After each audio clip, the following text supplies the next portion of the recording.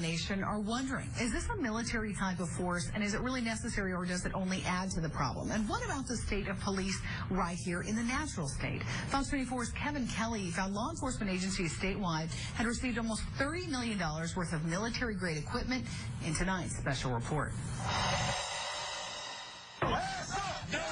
The fallout from the Michael Brown shooting has put the spotlight directly on the apparent militarization of law enforcement. Coverage of the protests and the aftermath of the fatal shooting by a police officer clearly shows law enforcement with military equipment and combat-ready weaponry. But according to the Department of Defense and other federal agencies, military surplus equipment no longer in use overseas is sent or offered to local law enforcement agencies every year. We're not militarizing law enforcement. We're not pushing things out. It's a process by which this equipment is available should they deem that they need it and they want it. And it appears Arkansas law enforcement agencies both want and need it. According to documents I requested from the Defense Logistics Agency, since February of 2009, Arkansas law enforcement agencies have received nearly $30 million. Nearly half of that amount was authorized for this: a $733,000 mine-resistant ambush protected vehicle, or MRAP. Currently, there are 17 of these bulletproof vehicles in the state. Law enforcement say they're necessary, 42's in ground command, especially when SWAT teams are deployed. It's important to us to make sure all officers on those teams, or specialized teams, have maximum ballistic protection. This vehicle provides that.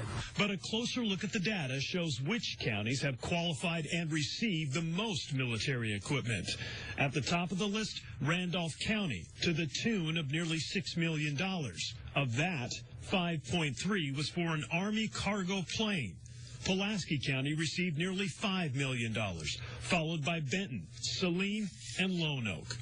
According to the inventory list, law enforcement agencies were equipped with M16 rifles, automatic pistols, night vision goggles, grenade launchers, and armored vehicles in addition to the MRAPs.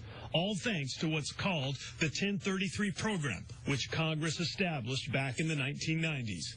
The federal program allows law enforcement agencies to receive at a substantially reduced cost military-grade equipment that, if left unused, would be destroyed. But in light of the events in Ferguson, Missouri, the program has now come under fire and has now caught the attention of the White House. I think it's probably useful for us to review how the funding has gone, because there is a big difference between our military and our local law enforcement, and we don't want those lines blurred. Now, reviewing the military surplus program is one idea, but Georgia Representative Hank Johnson is taking it a step further. He wants to demilitarize domestic police forces. He plans on introducing his bill in September when Congress returns from summer recess.